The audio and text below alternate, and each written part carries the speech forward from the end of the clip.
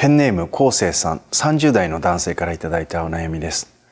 はじめまして、大御師様。いつも大変貴重なお話をありがとうございます。その日にあった反省すべき点に沿った内容の動画を寝る前拝聴し、よし、明日はここを参考にしてみようと前向きな気持ちで毎日を過ごしております。さて、私の悩みなのですが、極度のシャイということです。34歳にもなって大変お恥ずかしい話なのですが、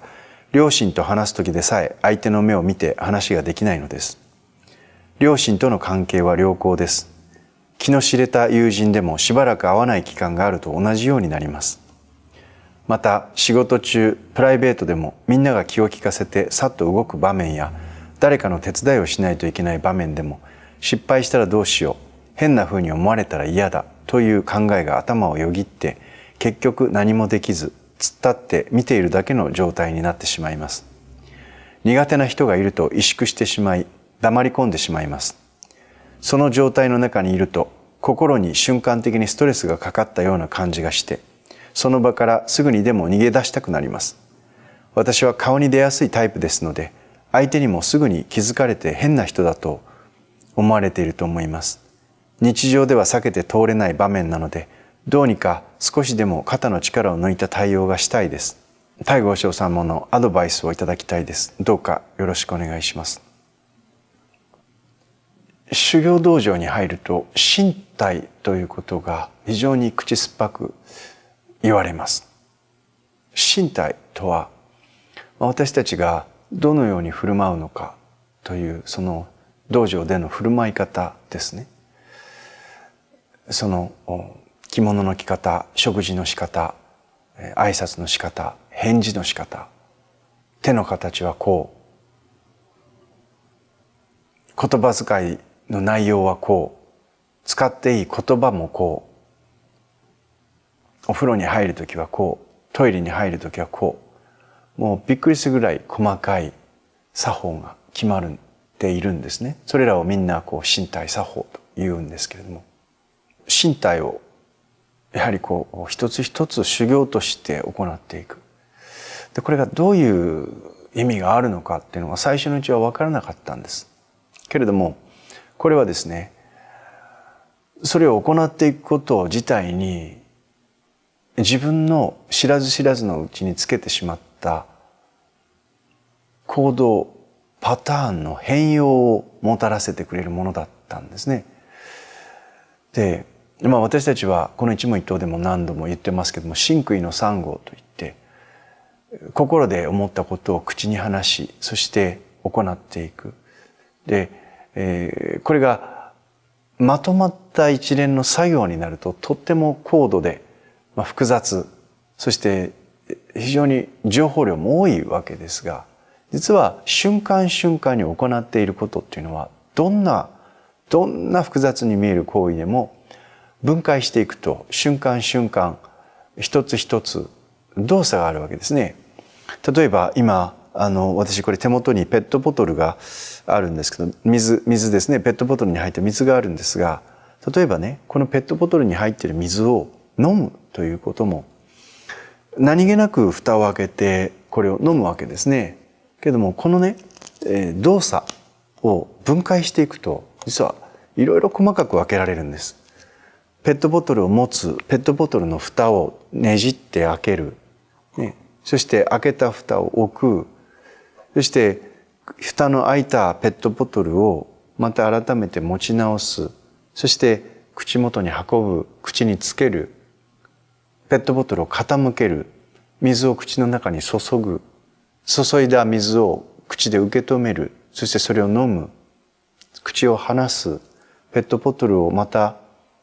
静かにテーブルの上に置く。何気ないことですが、この一つ一つやっている一連の動作っていうのを細かくこう分解していく、分析していくと、実は一つ一つは本当に何気ないことが一連の動作として成り立っている。一連の動作、一つの行為の中にたくさんのその工程があるんです。で、何か物事が巧みにできる人、何か物事を巧みに話すことができる人、ね、何か仕事を巧みにこなすことができる人っていうのは、一見何気ないことのようなことをやっているようでいて、その動作にちゃんとそれがうまくですね、周りを喜ばせたり、周りに調和したりする動きになっているんです。どうしても不器用な方とか、いろんなところに衝突をしてしまう人とか、あるいはこの動作自体の練習を普段積み重ねてない人っていうのはね、頭の中では分かっているんだけどうまくできないということが起きてしまいます。修行道場に行くと、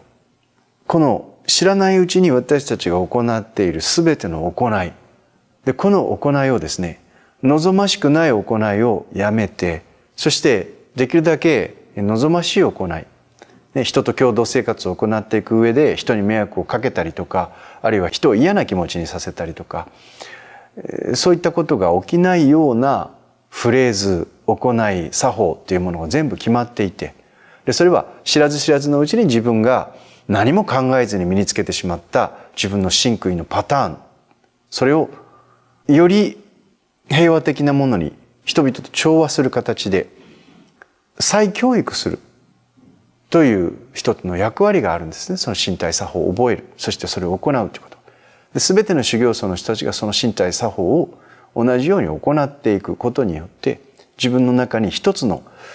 望ましい型、基本の型ということを覚え、それを実践していくわけです。だからなんとなく修行に行っているお坊さんたちっていうのを見るとね、なんとなくお坊さんたち、お坊さんらしい動きとか、お坊さんらしい話し方とか、お坊さんらしい立ち居振る舞いみたいなものがありますよね。なのでなんとなく、お坊さんですねって言われるんですよね、私なんかでもね。でそれは知らないうちにそうやって先輩僧を真似して、その一挙手一投足っていうことを真似して、それは意識的にも無意識的にも吸収していくんです。でそうやってその先輩の僧のように振る舞えたり、先輩の僧のように話せたり行えたりするようになってくるわけですね。で、昴生さんの悩みというのは一つね、自信がない、極度のシャイで自信がないということなんですが、やっぱり修行道場に行きますといろんな人が集まってきます。もう本当に厚かましい人もいれば、気が強い人もいれば、気が弱い人もいれば、いじめられっ子だった人もいれば、いじめっ子だった人もいる、シャイな人もいます。けれどもシャイであるかどうかっていうことではなくて、全部この場面でこの時にどう話してどう振る舞えばいいかっていうことが分かっているので、なのでそのセリフ、その動き、それをまずはやればみんな同じように動けるんですね。でそれがですね、本当に金太郎飴みたいな、何なんだこれはって最初の頃思ってたことがあるんですが、今になって思うと、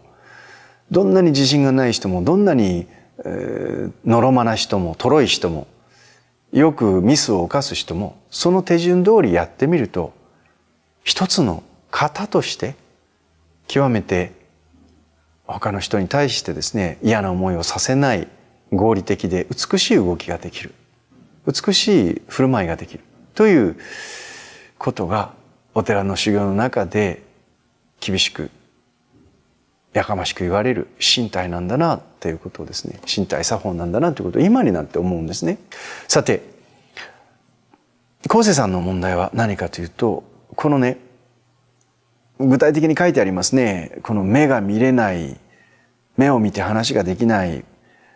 プライベートでもみんなが気を利かせてさっと動く場面、誰かの手伝いをしなければいけない場面でも、失敗したらどうしよう、変な風に見られたら思われたら嫌だっていう考えをよぎって、結局何もできずに突っ立って見ているだけの状態になってしまうってことですね。特に苦手な人がいると萎縮してしまって黙り込んでしまう。でそこからストレスが溜まって逃げたくなるっていうことをずっと続けてきて34歳なんです。それは生きにくくなりますし、それはなかなか思い切った動きができなくなるっていうのは当然なんですね。つまり昴生さんの問題は何かというと、頭では分かっちゃいるけども、実際にその人とうまく関わってやっていくっていうことを集団生活の中で練習する機会っていうのがなかったっていうことなんです。で、じゃあこれから練習してくださいっていう時にどうしたらいいかっていうところで処方箋です。先ほど言いました身体作法というものは、そのコミュニティでやっぱりありますね。仕事、職場でもいいし、ね、家庭でもいいですけれども、昴生さんがこんな動き、この人気持ちいいなって思う人、その人の動きとか言葉、それをですね、真似していくんです。人と人と目を見て、相手の目を見てちゃんと話すなんていうのはかなり高度なことですよ。そんな私だってできません。なのでいきなりそういういろんなことが全部できるようにしようというんではなくて、何でもいいんです。おはようでもいいし、こんにちはでもいいし、喋ることが苦手だったら、その会議の時にパパッと誰かが動いて机を出す、しまう、ね、机の上を拭く、そのお茶のそのカップを片付けるとか、ね、何でもいいんです。なんとなく自分がされて気持ちがいい、あ、これいいなって思う対応を、自分でその言葉を、その行為を真似してみるんです。その意味において私はたくさんの先生がいます。お店に行った時にお店のお客さんでね、なんかとっても爽やかにお金を出して払っていくおじさんっていうのがいたりするんですよね。でもこうね、そのレジが混んでるなと思えばレシート見て自分の支払うお金がいくらいくらっていうのが分かっている。ね。で、そしたらもうあらかじめレジに並んでいる時に準備をしておいて、そして他の人に迷惑かけないようにパパパパッとそれを払っていく人がいる。ね、私もそういうことに気がつく前はレジのところまで行ってようやくね、でレシートなんかもちゃんと見てなくて、ようやく何々と何々と何々といくらですねって言われてからですね、そのお金をいくらっていうのを探していっぱい並んでるのにもたついて払ったりみたいなことがあったりしました。あるいはすごく混んでいるのにクレジットカードを使って、そうするとサインしたりしなきゃいけないじゃないですか。けどそんなことでもなんとなくね、一緒にご飯食べに行った人、一緒に買い物行った人、一緒に何かやってる人の中で、この人の動き気持ちいいな、この人のふうにやってもらったらなんかいい気持ちがするなって思った体験ということを自分ができることからやるっていうことですね。これが本当に重要です。あれもこれもやろうっていうのはもう無理なんです。けれども自分ができることから、自分が理解できて自分ならできるなという気力、そして自信が自分の中になんとなく湧いてきたことから、小さなことでいいからやるんですね。でそれを積み重ねていくことによって適切なタイミングに適切な場所で適切な言葉を話せるようになったり、そのタイミングにその適切な動きを適切なタイミングで取れるようになったり、なのでそういうことがパパパパッとできる人っていますよね。でそういうことが苦手な人っていますよね。でももし自分ができる人、気持ちがいい動きをしているっていう人のようになりたいと思うんであれば、観察することから始めることです。モデルを作るんです。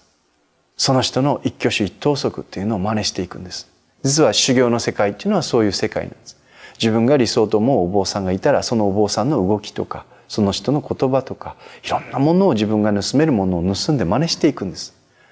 もうとにかく何か一つのことができるようになろうと思ったら、そのマスターと言われる人、それが巧みにできる人たちのそばにいて、そしてその人の動きを観察し、そしてその人の動きを真似していく。そのことによってその人の動きを自分のものに取り込んでいくんです。でも人間が違いますから全く同じにはならないんです。そのタイミング、その言葉、その動き、ね、そうやって一個一個習得していくものなんです。自信というのはそれができて、そしてその型ができて、だんだんそこから自信が芽生えてくるんです。初めてのところに行って初めてのことをいきなり自信たっぷりに堂々とやれって、中にはできる人います。うまくできなくても堂々としてる人っています。でも多くの人にとってはこれは難しいことです。気持ちから入るのではなくて型から入る。ぜひね、やってみてください。一つ一つのいろんな場面での膨大な量の型の学習から、人は自信を持ってその場その場に適切にふさわしい言葉、ふさわしい態度を取ることができるようになるんです。34年間の間それを練習するっていうことがなかなかなかったんだと思うんですね。モデルは周りにいっぱいいると思います。そういう人の動き、言葉、その行動をですね、具体的に見て、あの人はどうやって動いてるのかな、どうやって水を飲んでるのかな。セクシーに見える水の飲み方があります。面白く見える水の飲み方があります。豪快に見える水の飲み方があります。いろんな飲み方ありますね。けどもそこにはちゃんとそのように見える理由があるんです。そこをですね、よく観察して、そして自分がいいな、素敵だなと思ったその身体を真似してみてください。きっとそれを自分の中に取り込むことによって少しずつその型を通して自信を持つことができるようになってくると思います。応援しています。頑張ってください。